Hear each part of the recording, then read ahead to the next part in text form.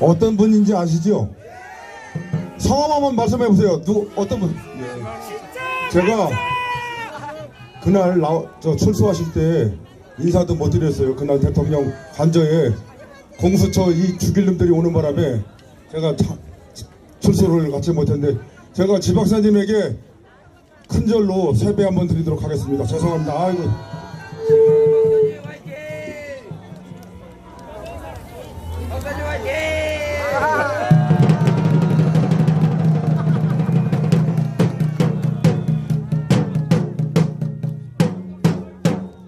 지 박사님, 저 한 20년 넘게 같이 그 태극기를 든 어르신이신데요. 지 박사님이 광주에 잡혀온 거 아시죠? 저도 광산경찰서에 6시간 잡혀서 딱 2분만 전라도에 가서 좀 어려운 일을 겪었죠. 자, 우리 지 박사님 존경받아야 되죠? 우리 지 박사님에게 큰 박수 한번 부탁드리고 발언 듣도록 하겠습니다.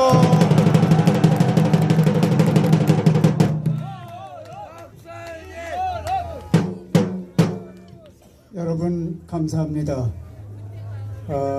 지난 15일 날 아침에 제가 저 집에서 나오고 그날 오후 우리 대통령께서 들어오셔서 맞교대를 했습니다. 그래도 여기 2년 꼬박 살았는데 그래도 여기 오니까 고향에 온 것 같아요. 여러분 지금 이렇게 광화문에서부터 전국 곳곳에서 이렇게 애국의 열정을 발산하는 이러한 모습을 보니까 이제는 우리가 이겼다, 이런 생각이 듭니다.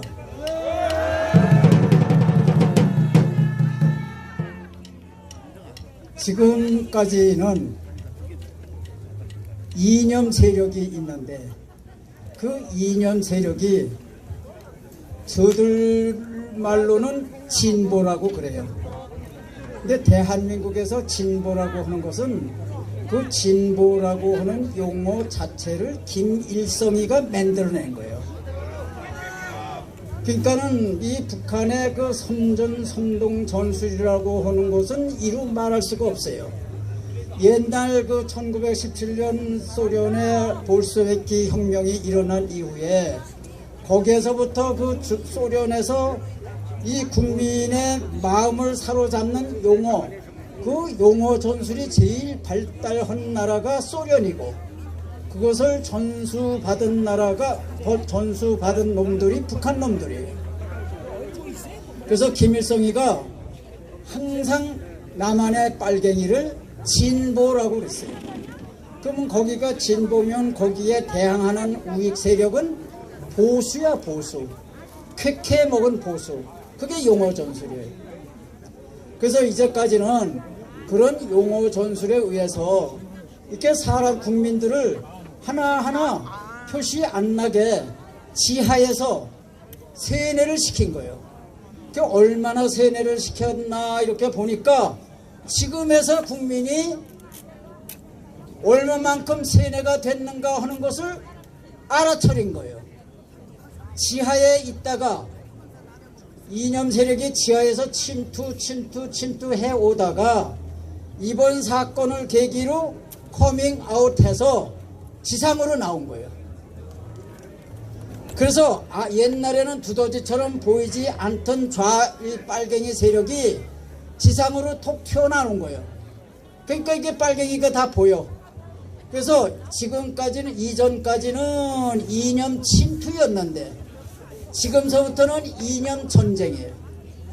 그럼 이념 전쟁인데 우리가 저쪽을 진보라고 계속 부르게 놔둬야 하느냐 이거예요. 빨갱이라고 불러야 돼요. 빨갱이.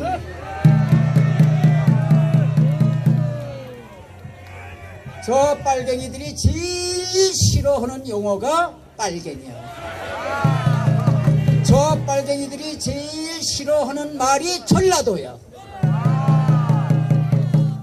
지금 대한민국을 사로잡고 있는 세 개의 카르텔이 있어. 하나는 5.18 세력, 하나는 선관위 세력, 하나는 민주당 세력. 이 세 개를 우리가 짓밟지 않으면은 우리는 영원히 그들의 노예가 돼서 사는 거예요.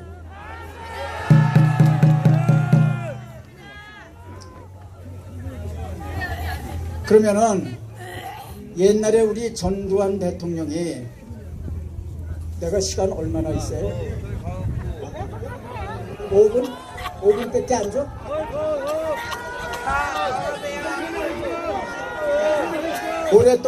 오랜만에 만나서 얘기할 게 좀 있는데. 시간 무한정입니다. 아, 무한정.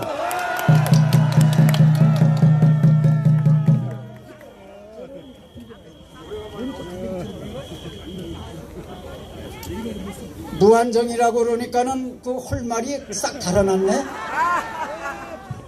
네. 그 옛날에 전두환 대통령이, 여러분 저 한강 보시죠? 한강 세계에서 저렇게 아름다울 수가 없어요. 그죠? 저 한강을 누가 만들었는지 아십니까? 전두환 대통령이 만들었어요. 전두환 대통령이. 여러분, 박정희 대통령이 일본하고 15년 동안 씨름을 한 거예요. 협상을. 그래가지고 1965년에 일본으로부터 받아낸 것이 무상 3억 달러. 무상. 거저주는 거 3억 달러. 그 다음에 유상 5억 달러. 그 다음에 기업에 꿔주는 돈이 3억 달러. 근데 기업에 꿔준 돈은 기업이 그거 꿔가지고 이게 전부 사기만 치고 그렇기 때문에 그거는 중간에 막았어. 그래서 전부 받은 것이 5억 달러야. 1965년에. 그런데 전두환 대통령이 1981년에 일본으로부터 얼마를 받아냈는지 아세요? 40억 달러. 그거 대한민국에서 그거 아는 사람 거의 없어. 근데 그거 맞는 얘기예요? 40억 달러. 근데 이 40억 달러를 어떻게 받아냈느냐? 전두환 대통령이 1981년 1월 달에 대통령이 됐어. 그리고 처음에 레이건 대통령이 되자마자 미국의 세계 정상으로서는 이 지방으로 첫 번째로 레이건 대통령을 만난 거예요. 그 전두환 대통령이 레이건 대통령을 만나가지고, 각하, 혹시 캘리포니아의 1년간 GNP가 얼마인지 아십니까? 아무도 몰라. 제가 아는 바로는 800억 달러입니다. 혹시 대한민국의 GNP가 얼마인지 아십니까? 몰라. 600억 달러입니다. 깜짝 놀래. 아니, 대한민국의 GNP가 캘리포니아 GNP보다도 더 작아? 그렇습니다. 근데 혹시 일본의 GNP가 얼마인지 아십니까? 대한민국 GNP의 20배입니다. 그러면 한국은 600억 달러를 가지고 그 중에서 6%를 덜어내서 국방비로 씁니다. 지금 대한민국이 이게 IMF를 당하기 직전에 있습니다. 근데 일본은 우리보다 20배를 더 잘 살면서 국방비를 0.09%밖에 안 씁니다.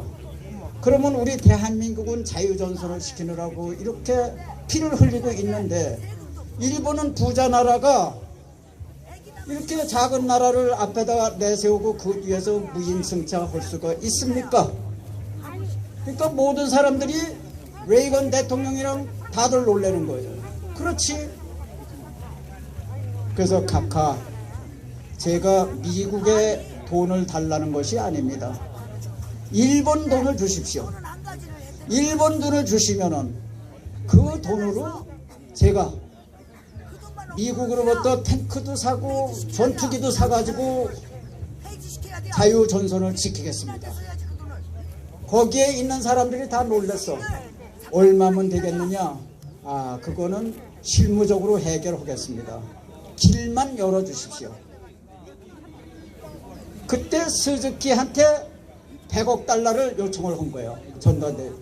그러니까 이게 뜬금없이 100억 달러라고 그러니 이게 스즈키 내각이 이건 미친놈 아니야? 뭐 이런 놈이 있어. 10억 달러도 아니고 100억 달러가 뭐야. 10억 달러도 그렇지 그 기껏 65년에 준 것이 5억 달러밖에 안 되는데 이게 10억 달러가 말이 되느냐. 그렇게 해서 무시했는데 다 낙하손해가 이제 수상이 된 거예요. 낙하손해가 수상이 되자마자 미국에 아련을 해야 될 거 아니야. 그 아련을 갔는데 레이건 대통령한테 침을 맞아서 그래서 침을 맞고 한국에 40억 달러를 싸가지고 온 거예요. 각하, 전두환 대통령 각하, 제가 60억 달러는 최소한 만들려고 했는데 그렇게 하면은 제 위치가 위태로워. 그러니까 제가 아주 최대한 마련한 게 40억 달러니까 이거 받으십시오. 그게 40억 달러 받은 거예요. 그 40억 달러 중에서 10억 달러를 벌어서 한강을 맺는 거예요. 한강의 길이가 54.6km예요. 54.6km에 이거 화물차 2대 다닐 만한 지하 터널을 뚫고 모든 오수 폐수를 전부 해가지고 네 곳에 정화 처리장을 만든 거예요. 그래가지고 지금 한강물이 세계적인 물로 아름다운 물로 된 거예요. 그리고 그때 당시 IMF 직전이었는데 어떻게 올림픽을 치르냐고. 이게 IMF 직전인데 그거에 벗어나기도 이게 어려운데 이게 무조건 올림픽을 하겠다고 1980년에 이러니 다들 그 국무총리나 장관들이 다들 전두환 보고 미쳤다고 그랬다고. 근데 대체 바덴바덴에서 싸워가지고 도쿄하고 싸워서 우리가 이겼잖아. 1988년 올림픽권을 따낸 거예요. 그거를 나머지 30억 달러 가지고 올림픽 경기장 그거 다 만들고 올림픽 공원 만들고 거기 아파트 다 만들고 그 다음에 태릉 선수촌 만들고 이렇게 하고도 남아서 전자산업, 반도체 산업, 전화기 사업, 한국형 원자로 사업 전두환 대통령이 진두에 서가지고 한 거예요. 합숙을 하는데 전두환 대통령이 합숙을 같이 하는 거예요. 기업체하고 공무원하고 함께 모아놓고 그 합숙을 하는 거예요. 이런 리더십이 있기 때문에 박정희 대통령께서는 포항제철 무슨 뭐 정유공장 이런 뭐 고속도로 이런 큰 거 댐, 소양강 댐 이런 큰 것들을 해놨지만 그거 전부 해놓은 것이 일본에서 받은 5억 달러 가지고 다 해놓은 거예요. 그러니 40억 달러 가지고 얼마나 많은 걸 해놨겠느냐고. 전두환 대통령이. 이런 전두환 대통령을 그냥 지금 윤석열 대통령처럼 마구잡이로 해가지고 지금 몹쓸 사람으로 돼 있는 거예요. 지금 윤석열 대통령이 당하고 있는 모습이 똑같아. 전두환 대통령이 당했던 요령과 박근혜 대통령이 당했던 요령 그대로 지금 당하고 있는 거예요.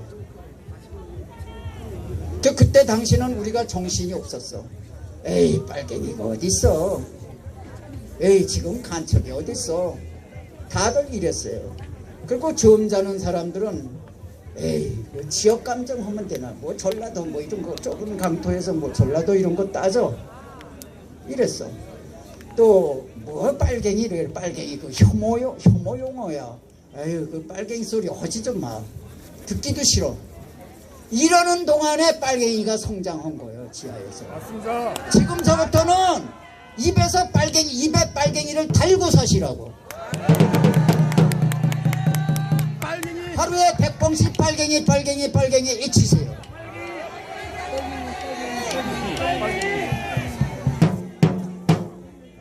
그리고 지금 보세요. 이게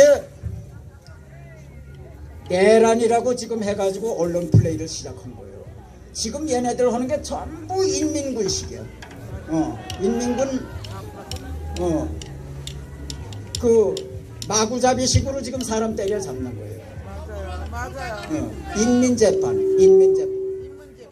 인민재판. 그러면은 여러분 모든 이게 사법적 절차에는 절차가 있고 내용이 있어요. 내용이 아무리 건실하더라도 절차에 하자가 있으면은 이건 무효야. 절차에 하자가 있어. 지금 현재 하고 있는 절차 중에 제대로 된 절차는 한 개도 없어.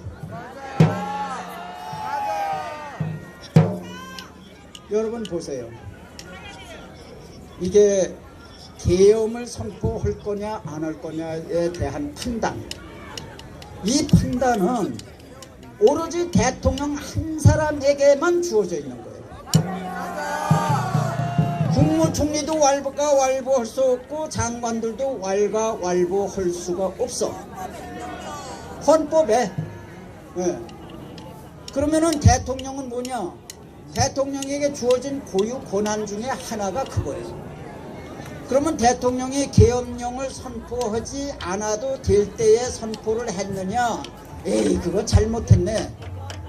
잘했다, 잘못했다 이렇게 평가는 할 수 있지만 그것이 위법이다 할 수는 없는 거예요.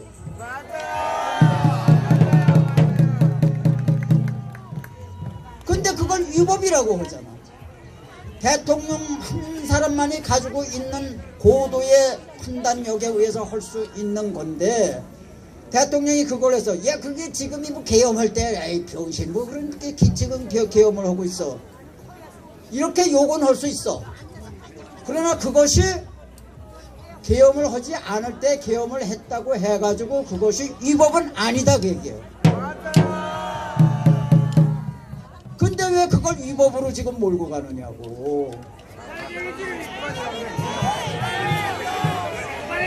이게 빨갱이야. 이게 빨갱이야. 이렇게 막무가내로 하는 것이 빨갱이라고. 자, 그 다음에 뭐 직권남용으로 해서 직권남용해서 걸리면은 최대한 형량이 5년밖에 안 돼. 내라는 사형 또는 무기야. 근데 이거를 직권남용으로 우선 하고 직권남용을 조사하는 과정에서 덤으로 그거를 내란을 조사를 한대. 이런 미친놈들이 있어. 이게 빨갱이야 이게. 그러면은 여러분 대통령은 내후 애환죄 말고는 형사 조사를 받을 수가 없어. 근데 직권남용으로 어떻게 대통령을 조사하냐고. 이러니까 빨갱이야 이게. 그러면 직권남용이 뭐세요? 대통령이 하는 일에 직권남용은 없어. 대통령이 하는 일은 모두 다 100%가 통치행위야. 통치행위. 통치행위에 대해서 책임을 물을 수 있느냐 그게 대통령을. 그러면은 김대중의 통치행위 한번 보자고. 김대중의 통치행위. 2000년 6월 15일 날 김대중이가 적장을 만난 거 아니에요. 그죠? 그거 정상회담 하기 전에 1년 전인 1979년 12월 말에 북한에서 김대중이 도로 네 신복을 하나 보내라 이렇게 된 거예요. 김대중이 도로. 김대중이 신복을 누굴 뽑았느냐? 김경재를 뽑은 거야. 김경재 머리 좋은 사람 있잖아. 왜 말 잘하고 말이 청산유수고 그 사람은 입에 발전기를 달아서 발전기를 달았는데 그 발전기 속도로 얘기를 하는데 참 말을 잘해.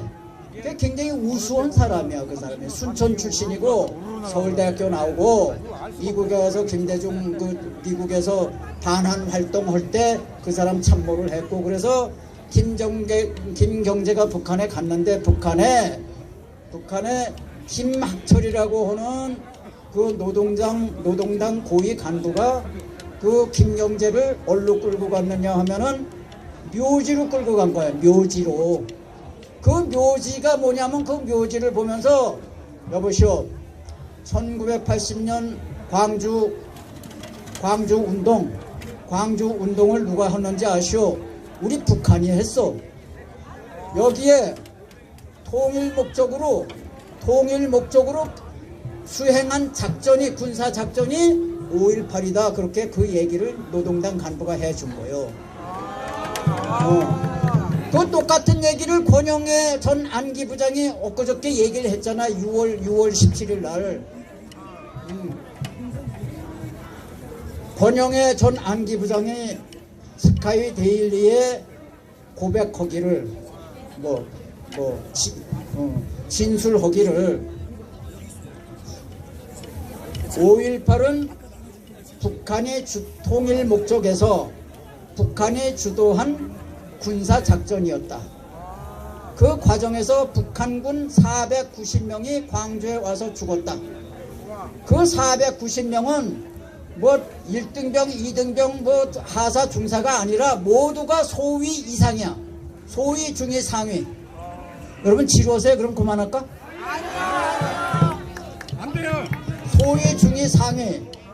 490명이 이렇게 소위, 중위, 상위라고 하는 얘기는 여러분 1968년 1월 21일 날 청와대에 김신조 맞아.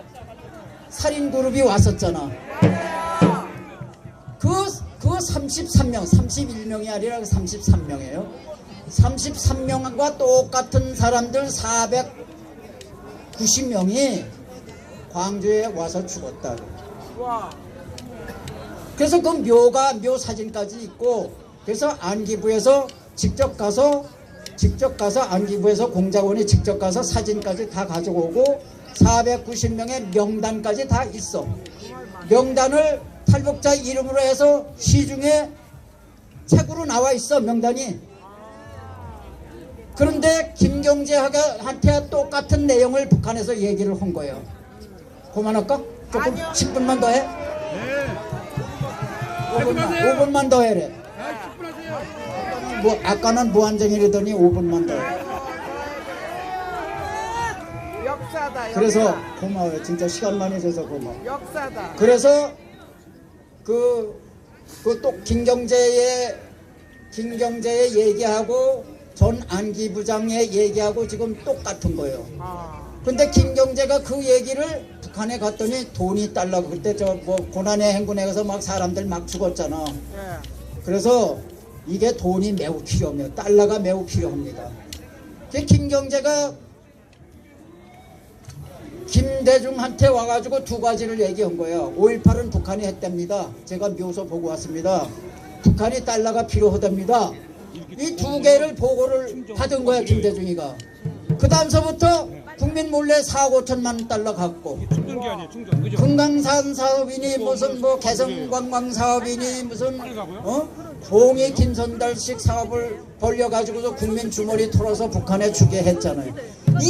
이게 통치행위라는 거예요. 이게 통치행위. 그러면은 이거 통치행위에 대해서 이거를 문제 삼은 놈들이 있느냐 그거예요. 김대중이 한 거는 4억 5천만 달러를 북한에 적장한테 보냈는데도 김대중 무사했잖아. 그 심부름한 놈들만 박지원인만 감옥에 왔었고.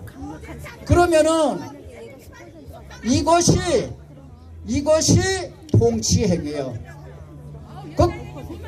윤 대통령이 한 모든 것은 다 통치행위인데 거기에 무슨 직권남용이 있느냐 그 얘기야. 직권남용이. 이게 말도 안 되는 거 우격다짐으로 하는 놈들이 빨갱이야. 예.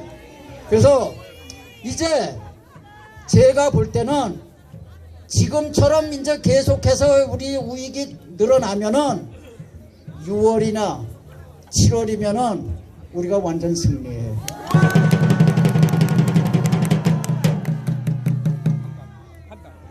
그 고동인가 그 누구야 그저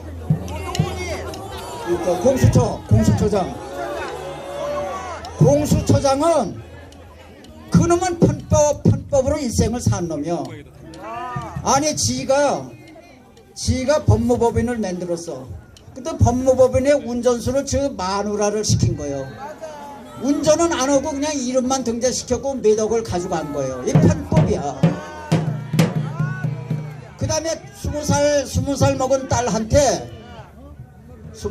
딸한테 돈을 가라로 빌려주고 그 돈으로 또 가라 거래를 해가지고 자기 땅을 딸한테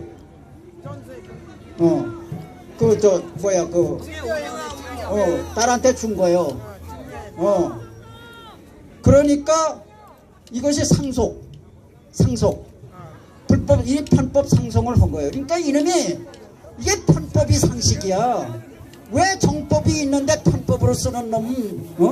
또 모든 것이 그놈이 수행한 게 전부 지금 불법이야. 그놈 6월이면 감옥에 가야 돼. 왜 6월이냐?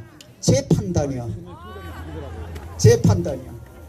여러분 여기까지만 이제 해야 되겠습니다. 요 다음번에 또 뵙겠습니다. 감사합니다.